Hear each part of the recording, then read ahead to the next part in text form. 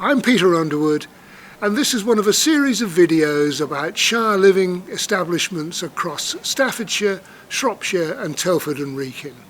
We're going to be looking at the people who live there, the people who work there and the places themselves. Shifnal was named one of the top 10 market towns to live in about 10 years ago, and it certainly has a lively history over the last 1300 years. Now, Shire Living Springwood scheme is part of a large-scale spurt of growth for the ancient town. Now, Shifnal probably began as a settlement of Angles in the 7th century. It made it into the Domesday Book, became a chartered market town under Henry III, had its own great fire in 1591, and was, it's claimed, home to William Wakeley, who was baptised in 1590 and buried 124 years later in 1714, outliving no fewer than 8 monarchs. A smattering of less reputable people are also associated with the town.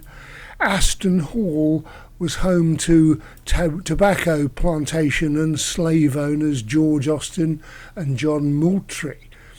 And one of the biggest bank frauds in Victorian Britain took place in Shifnal, when a director and staff of a bank stole almost £244,000, worth the equivalent of £16 million today, and there were allegations of blackmail, cover-ups and fraudsters being helped to escape.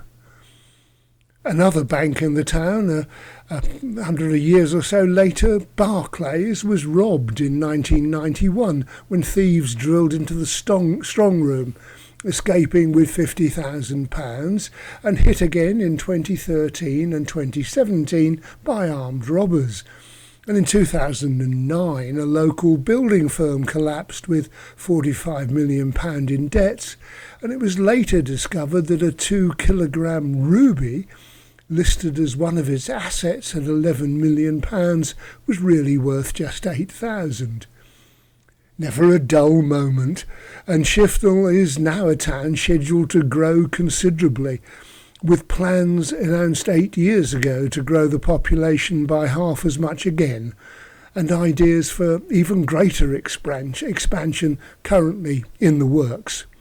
Shire Living Springwood scheme is part of that growth, sitting on the edge of a new housing development on the eastern side of the town, with views across the road to a stretch of attractive open estate land. It was completed at somewhere near the fake cost of a 2-kilogram ruby in the spring of last year, and houses 26 one- and 44 two-bedroom apartments over 3 floors. As usual with Shire Living developments, the apartments feature open-plan kitchens, dining and lounge areas, and fully accessible bathrooms, as well as roomy bedrooms. Less usually, the residence lounge and the on-site restaurant have been telescoped into a single space for the first time in this latest development, overlooking the central garden, and communal spaces here feel more constrained than earlier Shire Living developments. Built on land off Stanton Road, it's near the town centre, and Wrekin brought out the big guns to launch it, with Shifnal resident Wayne Gethings, the group chief executive, quoted extensively in the media coverage. Now just over a year old, it's earned accolades from residents, and most of the ones I spoke to were convinced their decision to move in had been the right one. Well, yeah, my wife had to go into company because she got dementia. Oh, right. Bad. Yeah. And so I was stuck on my own, and they asked me if I'd move in here. I said yes. Yeah. I mean, it looks well, the place. I mean, the place looks smart. And It is. It's lovely here. yeah. But the one thing I don't like really is that you're in on your toddy on one. I'm on my own. Yeah. There's no one to say good morning to, good night, darling, nothing. No, no. And you It's- miss that, don't You you? missed that. Yeah. You missed that. That's really missed it. But apart from that, everything's lovely. Yeah. All good people to talk to. They all muck in and join together. Yeah. When there's something on, they all seem to join in. But I lived in a big house with a huge garden. All right. Now in Bridge, which we used to open under the National Garden Scheme. All So right. I've always been busy, lots of interest, travelled a lot. Yeah. Easier. It is so tasteful. Yeah. I mean, all the friends who visited, they can't believe how nice it Yeah. is. Yeah. Yeah. Because, I've got friends in McCartney and Stone Yeah. too, and I don't think there's any comparison. I'm happy here. We've got a nice, friendly group of people. I think the place is excellent. The food's excellent. Yeah. Well, I think so. That's all right. Yeah. Yeah. I think it's good. Yeah. The breakfast particularly are nice. Yeah. But look, everything is. I You don't can't think we're afford to- 100%, but we're not far short of it. No, we're all right. The place is good. It can't really be faulted. Shire Living Voices representative Karen Collins has no doubt that moving to Springwood was the right decision, but after a year she feels the teething problem should have been sorted out. And that's something she attributes to Wrekin's cutbacks. I think at the moment Wrekin are going through a phase where there's so many cutbacks, which is starting to have an impact, I think, on all the residents. We keep being told there are teething problems, but these are going on forever. We've been here since it opened in October, and up to now everything's okay. I have to say, my first impression in coming into the place was it's very compact. Yes.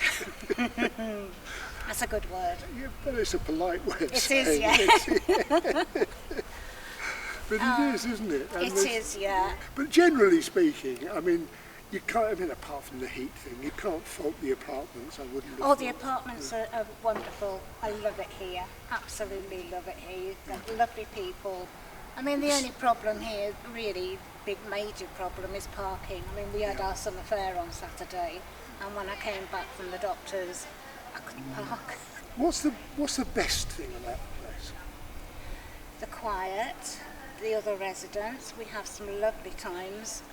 We all meet up regularly. We have our bingo twice a week. I'm just getting ready to organise a cheese and wine night. Oh, that's nice. That'll go down quite well, I think. We had a quiz night the other week. That went down well.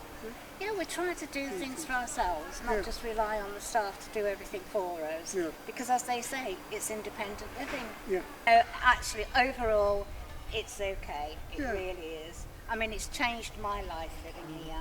It really has, because I look after my husband. I'm his sole carer.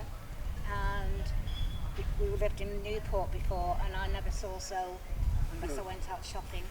Here, I've just got so many friends, Yeah, it's given you a life. Oh, Yeah. it has, definitely, yes. Scheme manager Harley Brown has been in place from the start and says she doesn't feel that Springwood is too compact. No, so we have a lot of tenants who cook independently, meal times, our activities, we've seen, we had a summer fair last Saturday. Luckily, weather permitting, we were able to have garden games out here, so it didn't feel cramped. It just felt, comfortable and Something I ask all the scheme managers as I go around is about their relationship with their tenants. Yeah. Are you a leader? Are you a partner? What is your relationship with tenants? What's your role? So my role is to build them relationships, understand what our customers want, our tenants want.